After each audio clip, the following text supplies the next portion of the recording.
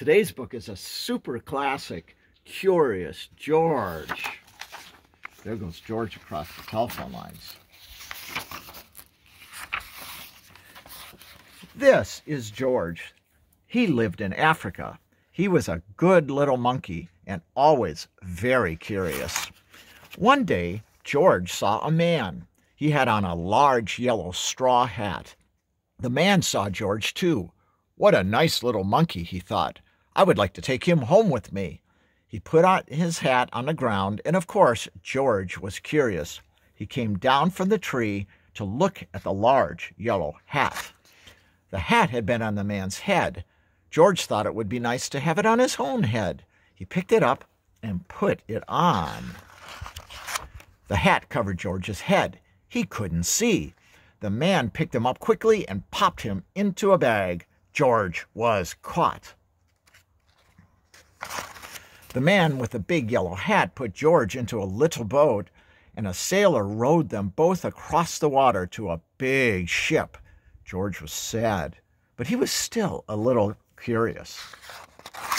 On the big ship, things began to happen. The man took off the bag. George sat on a little stool, and the man said, "George, I'm going to take you to a big zoo in a big city.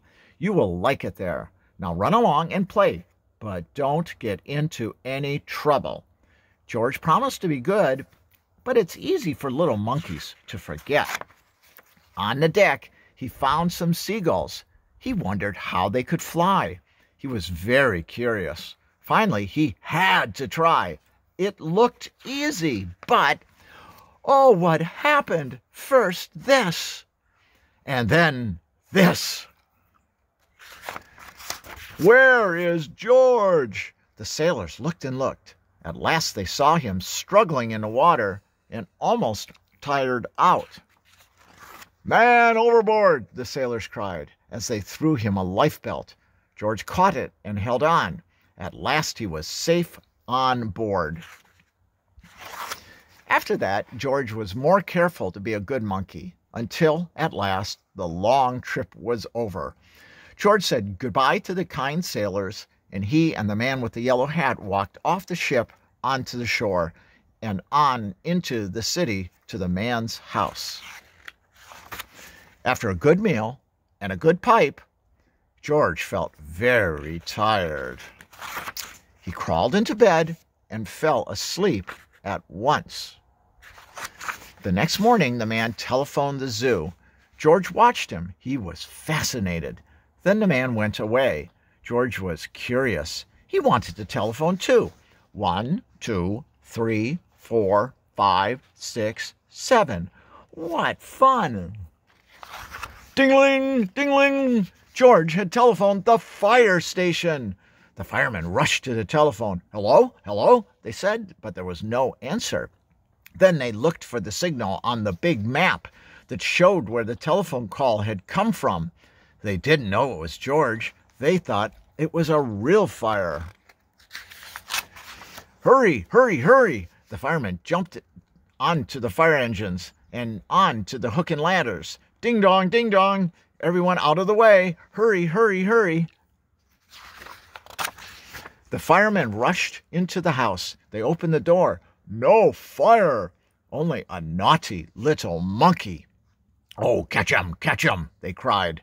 George tried to run away. He almost did, but he got caught in the telephone wire, and a thin fireman caught one arm, and a fat fireman caught the other.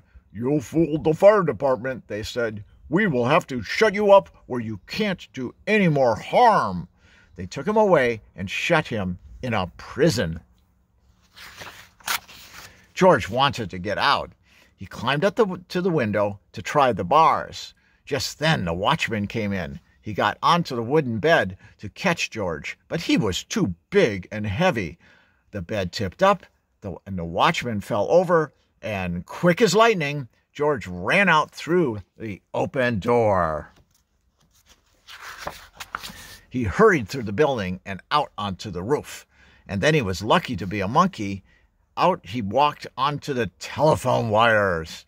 Quickly and quietly over the guard's head, George walked free. He walks free. Down in the street, outside the prison wall, stood a balloon man. A little girl bought a balloon for her brother. George watched. He was curious again. He felt he must have a bright red balloon. He reached over and tried to help himself, but instead of one balloon, the whole bunch broke loose. In an instant, the wind whisked them all away, and with them went George, holding tight with both hands. Up, up he sailed, higher and higher.